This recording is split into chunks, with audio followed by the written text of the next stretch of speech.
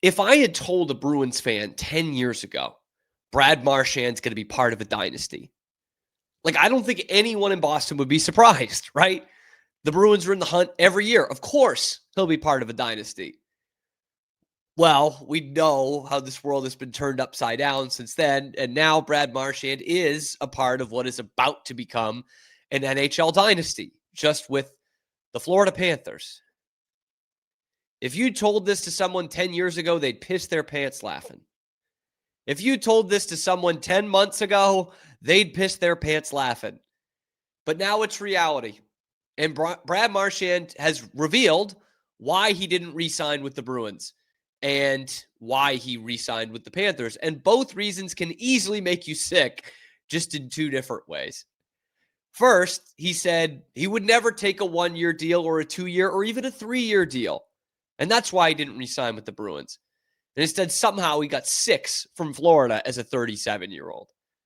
That's the part where Bruins fans got to feel good. Like, the organization absolutely could have caved in on that. And I'm so glad they didn't. Like, I genuinely think it's one of the best moves Don Sweeney's ever made by not making a move, by balking at that demand that they would go for more than 3 years at the kind of number that Brad Marchand was looking for. I think only Grinelli would have taken him at that so that he could retire a Bruin. I'm glad they didn't. The other reason is a little more spicy. The reason basically why he decided to stay with the Florida Panthers is controversial. We know how honest Marshy can be, and he might be getting a call from the league office today, I think. Not for a slew foot or for licking a guy like he usually gets the calls from the league offices for, but for doing something that is even worse for Gary Bettman. You call a spade a spade. If we were not in a non-tax state, it wouldn't have worked out probably for two guys. Two guys probably would have been leaving in that situation. So that's a benefit that this team has that, we were able to utilize and make work. Whoopsie. Did Brad just say the quiet part out loud? Were we not supposed to hear that? Don't worry, everyone. Gary Bettman told me and told you it's a ridiculous issue to talk about state taxes. Remember when he just put Biz in that body bag? No, will you stop? I'm just asking. It's a ridiculous issue. When the Florida teams weren't good, which was for about 17 years, okay, nobody said anything about it. And, for those of you who played, okay, were you sitting there with the tax table? No, you wanted to go to a good organization in a place where you wanted to live, where you wanted to raise your kids and send them to school. You wanted to play in a first-class arena with a first-class training facility, with an owner, an organization, a GM, and a coach that you were comfortable with. It's just such bullshit, man. Like, come on. 3 months after that clip, a player from the best team in hockey is straight up telling you they can keep their star players that most other teams in the league aren't able to do, purely because of the money. Does that not sound really damning to anyone else? Brad Marchand is literally saying the quiet part out loud. And at the end of the day, Biz is right. The people that say the Panthers win Stanley Cups solely because they have no state tax are wrong. The people who say there's no advantage at all are also completely wrong. And it sucks in politics, social issues, and yes, things like sports, where it's just extreme one side, extreme the other, and really the people in the middle are right. Like, we must acknowledge as a sport that the teams that make up 19% of the league yet have made up 67% of the Stanley Cup finalists this decade, and all but one of the champions this decade, absolutely have an advantage over the rest of the league. We have to acknowledge that. It's there. It's in front of us. And now the players are talking about it to us. In baseball, the Yankees and the Dodgers have more money at their disposal than the Orioles and the Rockies. That's just a fact. And it's a fact we have all accepted for decades. In the NHL, the Florida Panthers and the Vegas Golden Knights have more money at their disposal than the Toronto Maple Leafs and the Boston Bruins and the LA Kings do. That's just a fact. MLB is under no illusion that all the teams are created equal from a resources standpoint. Gary Bettman and the NHL hide behind these hollow answers and pretend that there isn't a distinct monetary advantage for those teams. And anyone who doesn't recognize that is crazy, or you just live in Florida. If you're not accepting that at this point, I don't know what to do. It's not the end all be all, but it's a huge part of it at this point. The Athletic wrote a great piece back in June. And the author, the writer, who has the most difficult last name I've ever seen ever to try and pronounce, so I'm not even going to try, ran a model on all the teams and how much they signed their free agents for, unrestricted free agents for, in the 2020s. On average, the Panthers saved about $1 million more per UFA than teams with state income tax. Ekblad, Marchand, and Bennett were all unrestricted free agents this summer and all re-signed. Brad Marchand just told you why. Other teams physically cannot do that. If Gary Bettman just handed certain teams, 6 or 7 teams in the league, an extra $3 to $5 million every year for their salary cap, we'd be losing our minds. We'd be like, what are you talking about? That can't be right. That can't be fair. If he did that, we'd all lose our minds. But when these teams do it, the company line is, well, you weren't saying that when they sucked. Correct, Gary.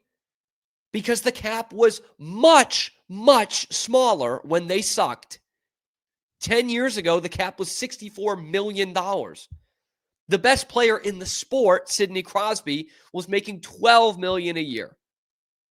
The best player in the sport. Connor McDavid's going to make like $16 million a year on this next contract. It's a big-ass difference, man, for the highest echelon player. This year, Sam Bennett re-signed for 8 years by $8 million after a 50-point season and won the Conn Smythe. But a 50-point regular season, that's what you get paid for, your regular season. After a 50-point season with the Stanley Cup champion, the LA Kings, back in 2014, Jeff Carter was paid just over $5 million a year on a 10-year contract, by the way. The point is, the money wasn't big enough back then to really be affected by taxes. It just wasn't. Like, we're in a whole different stratosphere right now with the salary cap. It's gone up by over $30 million in the last 10 years, and it's going to continue to go up. We're over $95 million this year.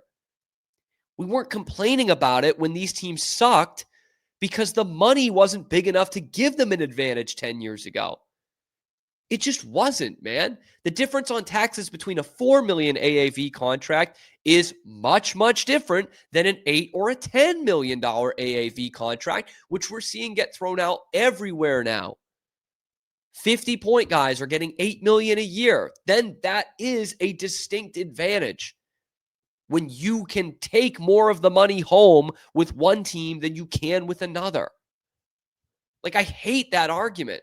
Of course, we weren't complaining about it when they sucked because it was a much more even playing field. But as more money goes into the sport, you are unevening the playing field by having these teams that do, or having just any 6 or 7 teams in your league, let alone the ones that are very good, have a distinct financial advantage over all the others.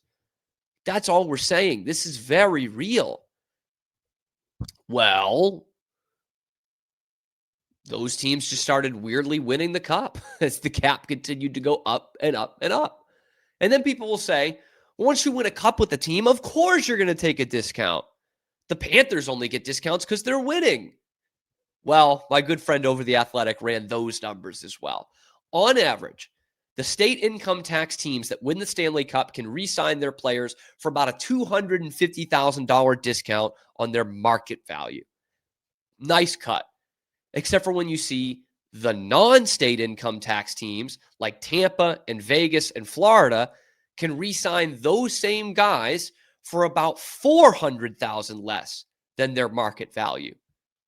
So now you get an advantage over outside players coming in, but also your internal signings have a much better discount for the teams with no state income tax than the ones that do have it. These things keep adding up. When you have 18 skaters and a couple of goalies, that's one hell of a discount, man. Especially on $1 million per every UFA. That is nuts. That's 3 big UFAs for Florida this year. You're just giving them $3 million by not having a state income tax. Now, look, do you still have to know what you're doing and hire the right people and get the most out of your players? Of course you do. Nobody's actually arguing that. Nobody is saying that the Panthers are the best team in the league because they have a state income tax and nothing else. Like, you also have to take into account they've got a Hall of Fame coach. They've got one of the best executives in the league who does have a little bit of help, but he's a damn good executive. He makes really shrewd moves and has made some great hockey trades, including one that has completely turned around the franchise. They're getting the most out of their players, right? A guy like Evan Rodriguez or Sam Reinhart were wasting away in Buffalo, and instead one becomes a 50-goal scorer, the other becomes the leading goal scorer in a Stanley Cup final. Like, you do need to get the most out of your guys. Nobody is arguing that. But there's still an advantage here. Okay? You can't just do it all because you don't have state income tax. Look at the Nashville Predators, for God's sake. They were awful. You still have to be good at this. Bill Zito is still one of the best in the game at it. You have to know what you're doing. But then again, Barry Bonds was still a pretty good hitter. You know? Roger Clemens, still a pretty good pitcher. But they just got a little bit of help, didn't they? A little bit of help. A little bit of help that was not really fair to the rest of the guys they were competing against. Now, let's be honest, man. I'm a Bruins fan. I don't like the Panthers. The Panthers didn't need any cap relief to beat the Bruins, okay? Or maybe even the Leafs the last few years. I don't think the Bruins are even close to Florida. But when they match up against Edmonton 2 years in a row, and they get breakout Stanley Cup final performances from Evan Rodriguez and Nate Schmidt, those are guys that are at the end of your roster that most teams can't fit onto their roster for those financial reasons. Florida can. And when you're signing Nate Schmidt for $800K, of course that's going to be a huge advantage that he doesn't have to pay any taxes on it. You know, you want to talk about the big millions of dollars, sure, but the $800K, that still matters for a guy like Nate Schmidt, who's just trying to make a living here, or $1.5 million or whatever it is for Evan Rodriguez. That really helps. Is it unfair? That's tough to say. That's where I get really caught up. Being called an unfair advantage. It's an advantage, sure. But, like, can I call it unfair?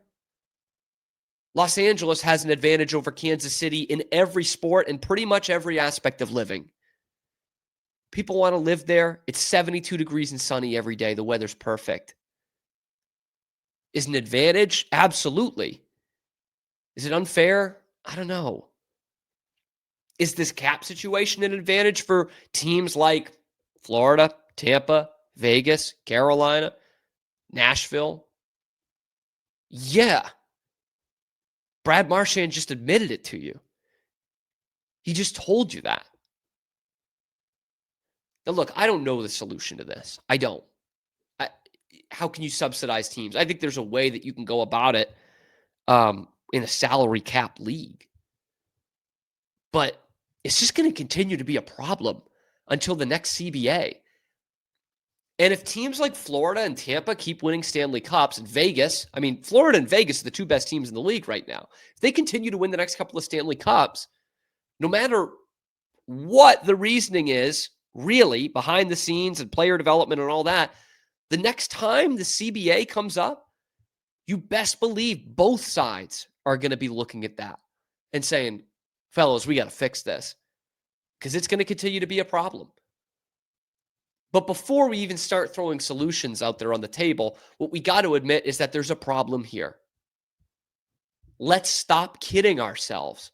Let's stop having the commissioner of the league tell the biggest voice, media voice in the league, that it's a non-issue, that it's completely ridiculous.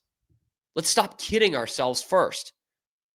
And that starts with Fat Cat Gary in New York City. It's a problem.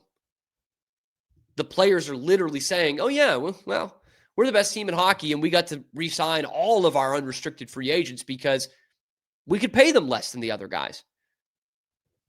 They just told you that. They just told you that. Admitting it is the first step. And it's crazy that the NHL still pretends like it's not a problem and that you're stupid for thinking it is a problem. But anyway, let me know what you think in the comment section below. Be sure to like the video, subscribe to the channel if you do think this is a problem or you just like talking hockey topics like this every weekday, because that's what we're doing. Live at high noon Eastern time on YouTube, and then wherever you get your podcasts as well. I'm your host, Cam Stewart. That's why it's called The Cam Show. Zach Burke is behind the glass, keeping us on the air. So check out the other videos on the channel, talking Bruins, Red Sox, everything else going on in the world of Boston sports to be your lunchtime alternative to the inferno that is Boston Sports Talk Radio.